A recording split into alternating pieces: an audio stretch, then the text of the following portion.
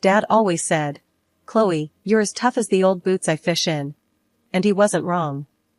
Raised in a small town where the winter didn't ask if you were ready before it hit, I grew up pretty fast after Mom passed. All I got of her is a couple of pictures where she's smiling under the brim of Dad's fishing hat, her eyes kind of crinkling at the corners. Dad was a fisherman, started with a beat-up boat that looked like it'd sink if you sneezed too hard. But he had big plans, worked his fingers to the bone, and eventually built up a business that had our name slapped on a huge fish processing plant down by the docks. He was out before sunrise, back after dark, always smelling like the catch of the day. It wasn't like he left me to fend for myself though. Carol, my stepmom, came into our lives when I was about 7. She couldn't have kids of her own, so she poured all that pent-up love into me. We didn't always see eye to eye, especially when I hit those teenage years and got all prickly, but she stuck by me like glue. One night, I remember sitting at the kitchen table with my book spread out, and Dad came in, looking more tired than usual.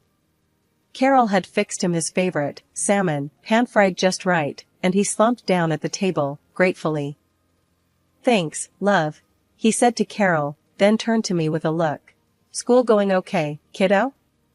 "Sakai. Just boring," I shrugged, scribbling something in my notebook. "Boring," she says. "You hear that, Carol? Our girl's gonna be a genius, and she's bored." Dad chuckled, his eyes crinkling like Mom's in those old photos. Carol just smiled, ruffling my hair a bit too roughly. "She'd better be, with college costs these days." That was our life.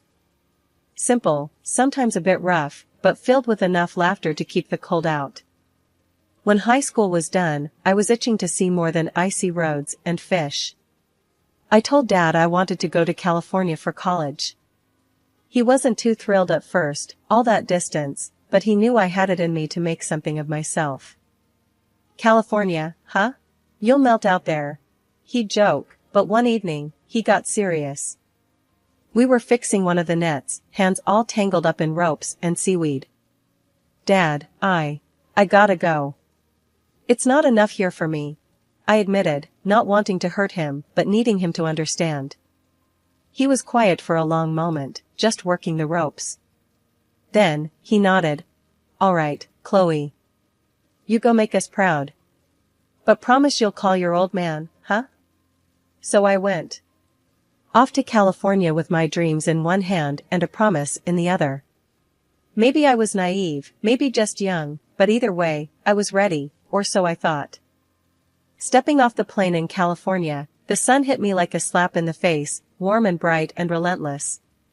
Not a lick of the cold, harsh winds of Alaska. My first thought?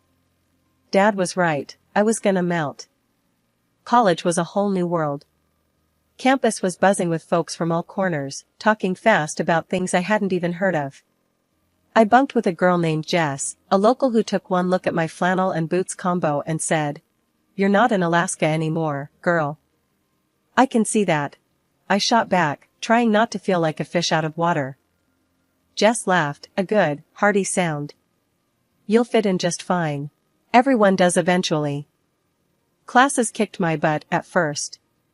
Economics isn't for the faint-hearted, and I had to hustle harder than I thought. Nights were long, coffee-fueled marathons with books and laptops. One day, slumped over a textbook in the library, a guy dropped into the seat opposite me.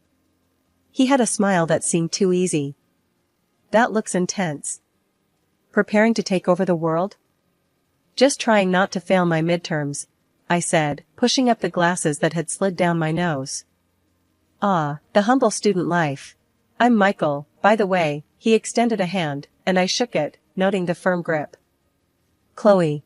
Nice to meet you," I replied, then went back to my books. Michael was in some of my classes, and we kept bumping into each other. We started having lunch together, sharing complaints about bosses and deadlines. Michael was easy to talk to, made me laugh more than I expected. It wasn't long before we started dating. He was different from the boys back home, smoother, more polished, but with a charm that felt genuine. A few months in, Michael's mom invited us over for dinner. I was nervous, smoothing down my dress, while Michael just grinned and told me, she's going to love you." His house was nicer than I expected, and his mom, Linda, was all smiles and hugs. She was a bit intense, asking a million questions about Alaska, my dad's business, and my plans for the future. "So, Chloe, Michael tells me you're quite the catch, what with your economics degree and all. You thinking about the long haul with my son here?" she asked, her eyes sharp but not unkind. I choked on my water a bit, coughing while Michael clapped me on the back. "Mom, give her a break," he laughed, but Linda just waved him off. "I'm just saying, it's good to think about these things," she said, serving up more food than I could possibly eat. The night ended with Linda whispering to me as we said goodbye, "You're good for him, Chloe. I can tell." Driving back, Michael was quiet for a long time before he said, "So, what do you think? About us, I mean?" "I like where this is going," I said, feeling a mix of excitement and nerves. "Let's see where it leads, okay?" "Okay," he agreed, and for the first time in a long time, California didn't feel quite so far from home. As I lay in bed that night, the distant sound of the ocean in my ears, I thought about Dad and Carol. They'd be happy for me, I figured. Happy that I was finding my way, making connections, maybe even building a future.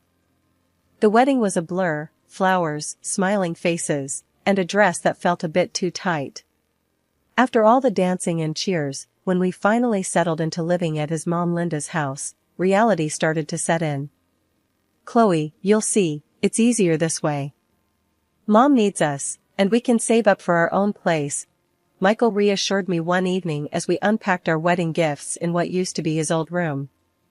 "Yeah, I guess you're right," I replied, trying to sound more convinced than I felt. The room still had his high school trophies and old posters on the walls. It didn't feel like ours, it felt like I was just visiting. Things were fine for a while. Linda handled most of the house chores, letting me find my footing at my new job and in this new role as a wife.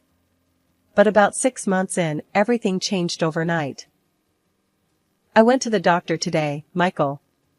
My back's worse, and he says I need to take it easy," Linda announced one night at dinner, her voice tinged with worry. "Of course, Mom. Chloe and I can take on more around the house, can't we?" Michael said, turning to me. I could only nod, my mind racing with what that meant.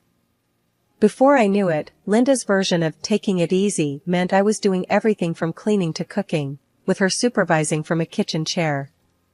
"You'll want to add more salt to that, dear. Michael likes his food with a bit more flavor," she'd say, watching me fumble around with the spice jars.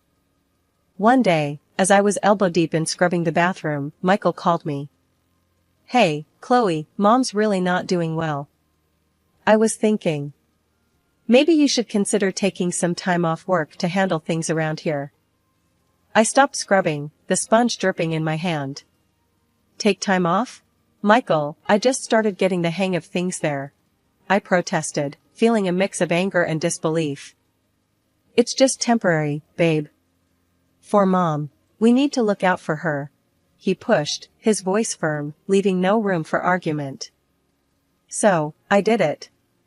I quit my job, telling myself it was the right thing to do, the family thing. But days turned into weeks, and my job at the office turned into full-time housekeeping.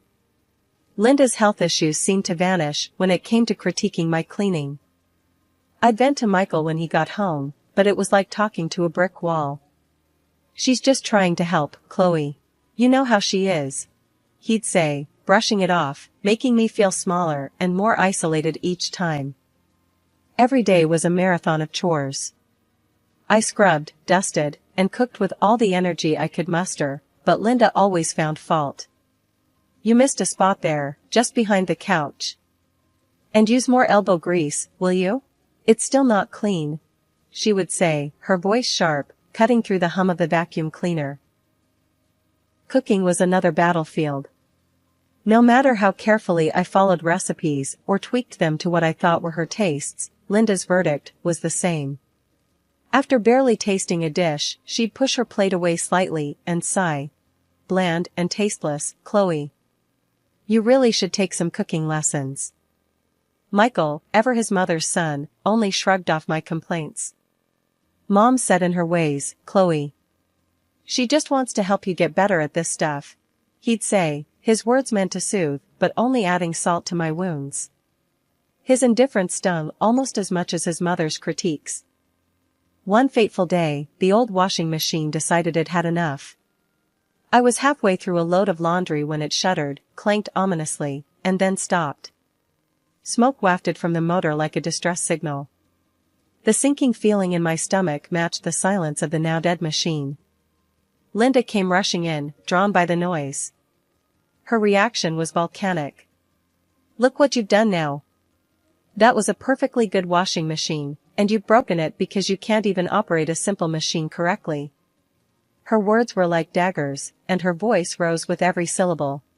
I stood there, the smell of burnt motor mingling with my rising panic. "Linda, it was very old. It was bound to break down eventually." I tried to explain, my voice meek against her tirade. "That's nonsense. It worked fine before you started using it. This is coming out of your pocket, Chloe. You're costing us so much." She stormed out of the room, leaving me to stare at the defunct appliance, feeling smaller and more helpless than ever. Later, in the quiet of our bedroom, I broached the topic with Michael, hoping for some support or at least a recognition of the unfairness. "The washing machine broke today. Your mom thinks I should pay for a new one," I said, my voice nearly a whisper. He didn't look up from his phone. "Well, can you? It would really help out." "I don't have that kind of money, Michael. You know I left my job," I reminded him, a desperate edge creeping into my tone. "Then ask your dad. He can afford it," he replied casually, as if I were discussing buying a new dress rather than solving a crisis inflicted by his mother. The call to my dad was one of the hardest things I've had to do. I dialed the number, each tone heavy with dread. When he picked up, his voice was a bomb, but it only made things harder. "Hey, kiddo. How's everything with you?" Dad's cheerful greeting twisted my heart. "Hi, Dad. I'm good, but, I need a favor. Can you help me buy a new washing machine? Ours just broke," I said, skipping over the hows and whys. I couldn't bring myself to tell him the whole truth, it felt too much like betrayal. "Of course, Chloe. I'll transfer the money right away. Don't you worry about a thing," he replied, his willingness to help both a relief and a burden. When the money came through, Linda oversaw the purchase of a new, top-of-the-line washing machine, boasting of its features to anyone who would listen. Before long things went from bad to unbearable. It started with her asking for money to cover minor repairs around the house, a leaky faucet here, a cracked tile there. But soon, those small demands escalated into full-blown renovations. "Chloe, this house deserves to look its best. We need to live in a place that reflects our status," Linda would assert, as if it were the most natural thing in the world to upgrade her living room or the kitchen on a whim. I tried to resist, to suggest we budget or delay some of the work, but she brushed off my concerns with a wave of her hand. The first few times I called Dad to ask for money, I felt a knot in my stomach. He always answered with a smile, happy to see me, even if it was just on a screen. "How's my girl?" he'd ask, his eyes crinkling at the corners. "I'm good, Dad. Listen, I need to ask for some help. We've got some repairs to do around the house, and well, it's a bit more than we can handle right now," I'd say, trying to keep my voice steady. Dad never hesitated, always quick to offer whatever help he could. "Of course, kiddo. I'll transfer the money today. You just make sure you're taking care of yourself, alright?" But Linda's demands grew. One video call turned into weekly sessions where she'd hover in the background, making sure I looked presentable. "Put on some makeup, Chloe. Look lively for your father," she'd command, covering up the fatigue that had become my constant companion. It wasn't just the house that was being transformed. Linda decided she needed a new car, something more fitting for her status. And then, clothes from branded stores, because appearances matter, Chloe. Each request for money chipped away at my independence and my relationship with my father. I felt like a puppet, reciting lines Linda had given me. She made sure I never had a moment alone during those calls. If I even hinted at needing to talk to Dad in private, she'd find a way to interrupt or end the conversation quickly. Michael wasn't any help. He'd come home late, often smelling of booze, shrugging off my attempts to talk about how out of control things were getting. "It's what families do, Chloe. They help each other out," he'd slur, dismissing my concerns. Then I found out I was pregnant. It should have been a moment of joy, but my heart sank knowing how Linda would react. True to form, when I told her, her first response was not congratulations, but calculation. "This is wonderful news. Think of all the things the baby will need. You'll have to talk to your father, we'll need to set up a nursery, and babies need so much stuff," Linda enthused, already listing things to buy. Her excitement wasn't about the baby, it was about the new avenue for requests for money. "Make sure to look happy when you tell him. We want to make sure he's willing to help out with everything the baby needs," she instructed me before another choreographed call to my father. Sitting there, waiting for the screen to connect, I felt the lowest I had ever felt. I was about to bring a child into this mess, into this cycle of dependency and deceit that I couldn't seem to break free from. "Hey, Dad," I began, forcing a smile that felt more like a grimace. "I have some news, I'm going to have a baby." Dad's face lit up, a genuine moment of happiness in the charade my life had become. "That's wonderful, Chloe. Absolutely wonderful. You know I'll support you in any way I can." Living with Linda and Michael had become unbearable, but it grew worse after the birth of my baby. The days and nights merged into an endless cycle of demands, criticisms, and exhaustion. Michael was hardly ever home, and when he did show up, his presence only added to the tension. "You've really let yourself go, haven't you?" Michael would sneer, eyeing me as if I were a stranger, not the mother of his child. "You look like an elephant. I can't even stand to sleep next to you." His words cut deeper than knives, leaving scars no one could see. I cried most nights, silently, the sobs shaking my body while I tried to muffle the sound with a pillow so as not to wake the baby or attract Linda's attention. The baby didn't sleep well, up at all hours, crying more often than not. I was running on fumes, every day a test of my endurance. One particularly tough day, I was so exhausted that I fell asleep while a casserole was in the oven. The smell of burning woke me, but not before Linda stormed into the kitchen. "What on earth are you doing? You're wasting food, Chloe. Do you know how hard I work to provide for this family?" Linda screamed as she yanked the blackened casserole from the oven. I just fell asleep for a moment. I didn't mean to," I stammered, trying to apologize. "No excuses. You're not eating today. Maybe that will teach you to pay attention," Linda decreed, her voice cold and unforgiving. I was stunned, the hunger already gnawing at me. But worse was knowing I needed nutrition to breastfeed my baby, who depended entirely on me. Yet, I felt powerless to argue with her, the fear of further reprisal keeping me silent. That same night, Michael came home drunk. He stumbled through the door, his eyes barely focusing on me as I tried to soothe our crying baby. "Can't you keep that child quiet?" he barked, his voice laced with venom. "I'm trying, Michael. He's just fussy tonight," I said, my voice weary, holding our baby a little closer. Unsatisfied and belligerent, Michael pushed me, his hand shoving against my shoulder hard enough that I stumbled and hit the doorframe. Pain shot through me, but my first instinct was to protect the baby in my arms. That moment crystallized everything for me. The fear, the pain, the desperation, I couldn't live like this anymore. Not for me, not for my baby. This wasn't a home, it was a prison. Michael's stumble seemed minor to him, but to me, it was the last straw. Waiting for the right moment to leave was the hardest part. I watched the clock tick, each minute stretching endlessly until the notification came, another transfer of money from my dad.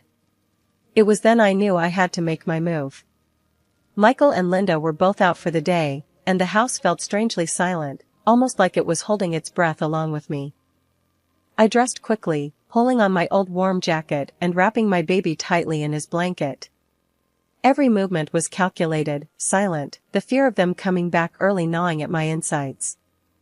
I grabbed a small bag that I had packed days ago, the essentials only, some clothes for me, and the baby in diapers. With my baby secured in my arms, I stepped outside, locking the door behind me one last time. The taxi ride to the airport was a blur, my heart pounding so loud I could barely hear anything else. I kept looking over my shoulder, paranoid that Michael or Linda might pull up behind us. At the airport, I bought the tickets, my hands shaking as I handed over the cash. The amount drained nearly all the money I had, but it didn't matter. We were going to be safe, we were going to be free. I turned off my phone, cutting off any chance they had to track me down or persuade me to come back.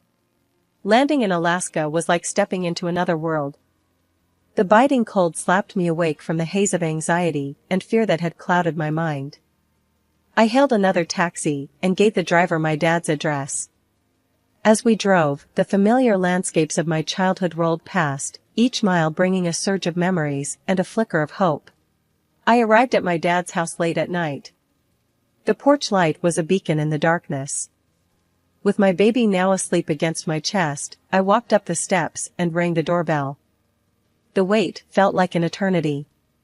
Then, the door swung open, and there was my dad, his face etching from confusion to shock as he took in my appearance, exhausted, disheveled, my eyes swollen from crying. "Chloe, what's happened? Are you okay?" His voice was laden with concern. Tears streamed down my face as I stepped inside. "Dad, I had to leave. I couldn't stay there any longer. Please, I need your help." He didn't ask any more questions. He just wrapped his arms around me and my baby, pulling us into the warmth of the house. Carol came down the stairs, her expression turning from sleepy curiosity to alarm as she saw me. "Oh, Chloe," she gasped, rushing to embrace us. "What's going on?" I broke down, the story pouring out of me in between sobs, the control, the isolation, the despair, Michael's indifference, Linda's manipulation. They listened, their faces growing grim with every detail. Without a word, Dad stepped away and came back with his phone in hand. He dialed with a steadiness that belied his age. "I'm calling the police, and then I'm getting the best lawyer we can afford. We're going to fix this, Chloe. You're safe now. You're home." The courthouse was a blur of activity, but inside, the world seemed to slow down as I took the stand. Giving my testimony against Michael and his mother, Linda, was one of the hardest things I'd ever done. My voice shook as I recounted the details of the abuse and manipulation, but I felt a strength I didn't know I had, fueled by the desire to protect my child and reclaim my life. The judge's gavel sounded like a shot of finality when he fined Michael for his abusive behavior. It wasn't just a victory for me, it felt like justice for every silent moment I had endured under his and Linda's control. The divorce papers came through not long after. Signing them brought a mix of relief and sorrow. This wasn't how I had envisioned my marriage ending. But as I scribbled my name, I knew it was the first step toward a new beginning. Mr. Jenkins, our lawyer, was relentless. He dug through financial records and bank statements, piecing together the puzzle of how my father's money had been siphoned off to fund Linda's lavish tastes and renovations. The evidence was undeniable, and the court ordered that every penny be returned. The total came to over $230,000. Neither Michael nor Linda had the means to pay it back outright. The news of their deceit spread quickly among their friends and the local community, tarnishing their reputations severely. Michael struggled to find any substantial work after that, his previous employers distancing themselves from the scandal. In the end, they were forced to sell the house, Linda's pride and joy, the symbol of their greed. They moved into a small, cramped apartment in a less desirable part of town. Linda had to pick up a job at a local grocery store, a far cry from the leisurely life she had manipulated to maintain. Custody of my son was granted to me without contest. Michael was ordered to pay alimony, which he does, albeit begrudgingly. It's not about the money, though. It's about providing a stable and loving environment for my son, something I am now able to do back in the safety and comfort of my father's home. As I watch my son play in the yard, his laughter mingling with the wind, I feel a surge of hope for the future. The legal battles, the escape, the recovery, it's all behind us now. We've emerged stronger, bound by a resilience forged in the fires of adversity.